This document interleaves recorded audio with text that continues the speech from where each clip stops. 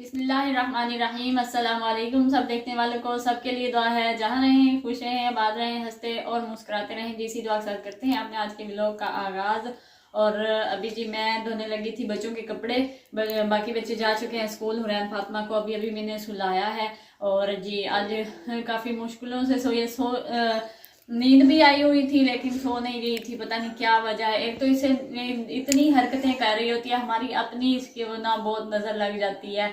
हम छोटी छोटी इसकी जो शरारतें हैं ना उसको देख के माशाल्लाह भी कह रहे होते हैं, हंस रहे होते हैं, खुश हो रहे होते हैं, तो हमारी अपनी ना नज़र लग जाती है। दूध भी नहीं पी रही थी, इतना तंग किया इसने, पता नहीं समझ ही नहीं आ रहा था मुझे मैं क्या करूं। इतनी मुश्किलों से अभी मैंने उसको सुलाया, तो अभी मैंने सोचा चले सो रही है तो मैं बच्चों के कपड़े धो लेती हूँ। तो कपड़े धोने के बाद बच्चों के आने का टाइम हो जाएगा, तो उनके लिए उनके दोपहर के खाने का भी बंदोबस्त करना होगा।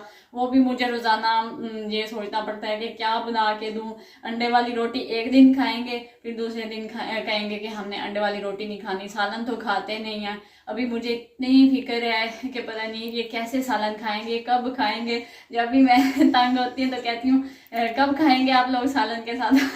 नूरी खान बोलती हैं कि हम जब बड़ी होंगी ना फिर खाएंगे। हालांकि अब्दुल्ला जब छोटा था उसने जब रोटी खाना शुरू की थी ना तो मैंने उसकी आदत बनाई थी सालन के साथ खाने की। वो जैसे जैसे बड़ा हुआ, समझदार हुआ, अपनी आपियों को देखा कि वो सालन के साथ नहीं खाती, जो चीज़ वो खाती थी वो कहता था मैंने भी वही खानी है। इस तरह करते करते ना उसने सालन खाना छोड़ दिया है। अभी तीनों के जो टीथ है ना वो मीठे की वजह से डैमेज हो चुके हैं। चीज़ खाते हैं, चॉकलेट खाएंगे, केक खाएंगे, बिस्किट खाएंगे, बिस्किट भी क्रीम वाले, क्रीम भी ऐसी होती है कि मीठी होती है बहुत ज़्यादा।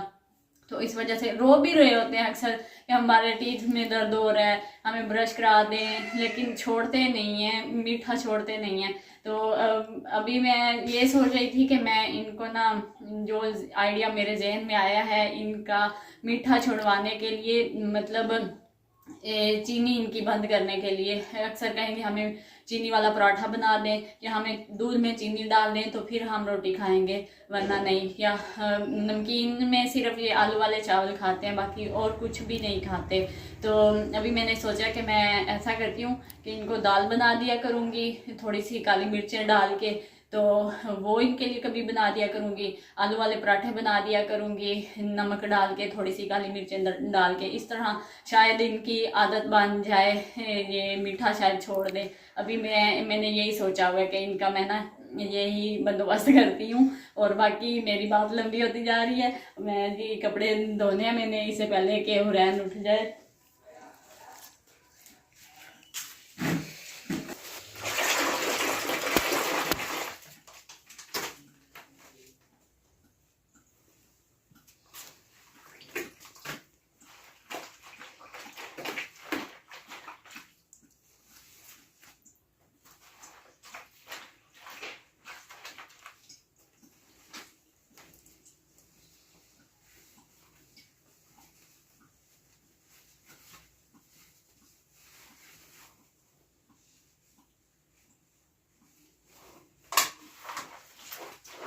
धो लिए थे मैंने और मैं यहाँ पे आई थी सूखने डालने के लिए। और हुरैन माशाल्लाह से सोई हुई है, शुक्र है कि उसके सोते सोते मैंने धो लिए हैं कपड़े।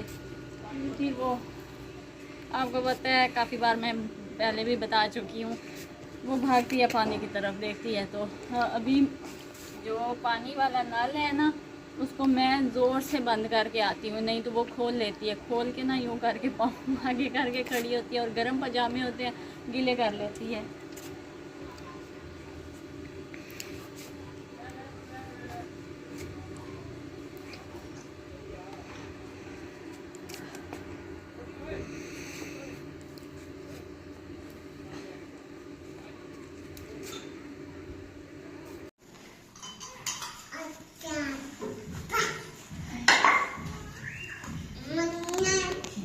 बच्चों के गाँव अक्सर ये मेरे साथ ऐसा होता है। मैं ऐसे करके रखती हूँ, जिस साइड से पानी डालना होता है ये अब्दुल्ला ऐसा करता है, यूं करके यूं कर देता है। मैं डालने लगती हूँ, पानी आता ही नहीं है। हाँ जी, तो बच्चों का अंडे वाला पराठा भी बन चुका है और जी अभी ये कह रहे थे कि हमने कमरे में ही बैठ के ना खाना है, रोटी खानी है। मैंने कहा नहीं, ये पता क्या करते हैं, वहाँ पे चादरें बिछी हुई होती हैं, पानी भी डाल देते हैं, तो इधर भी यही हशर होता है। चलो यहाँ से मैं साफ तो कर लेती हूँ ना, वहाँ पे फिर भी बिस्तर खराब कर देते हैं, साफ करना पड़ता है। तो मैं पता नहीं क्या क्या है। खाओ पापा नहीं बोल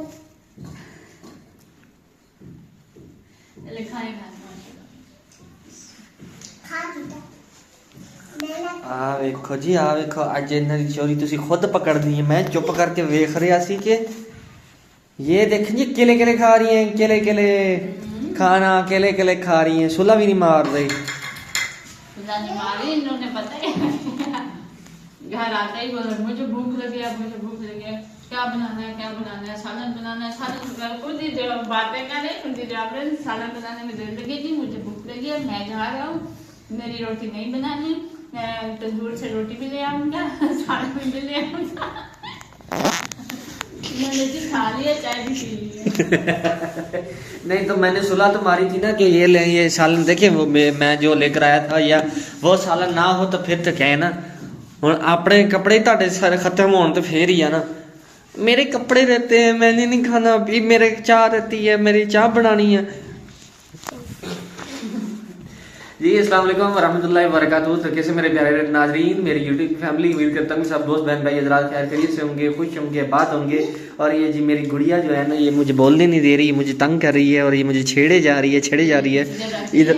हाँ जी, इसको पता है कि मैं अगर ऐसी हरकतें नहीं करूँगी तो पापा मेरे मुझसे कैसे बात करेंगे, जानबूझ के वो वैसी हरकतें कर रही है।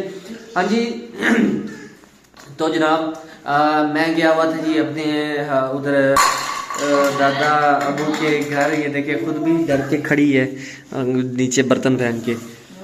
हाँ क्योंकि मेरे जैसा कि आपको पता है कि दादा अबू इंतकाल कर चुके हैं, तो उनकी कल जो थी फिर फिनरल था, कल नमाज जनाजा था। तो अभी फिर वो मतलब मैं अपने दादा का बड़ा पोता होने के नाते फिर अच्छा नहीं लगता था कि मैं ऑफिस जाऊं।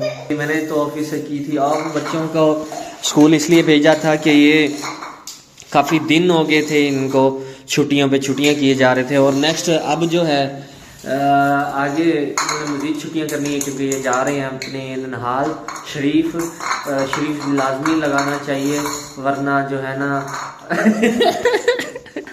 ये देखे जी ननिहाल शरीफ, मैंने ससुराल शरीफ नहीं कहा, ननिहाल शरीफ कहा।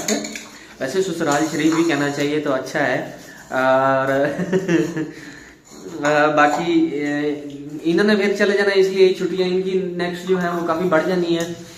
तो हाँ जी, तो वही मैं कह रहा था कि फिर तो इन्होंने चले जाना है, इसलिए इनको फिर आज मैंने छुट्टी नहीं करवाई क्योंकि कल तो फिर संडे है।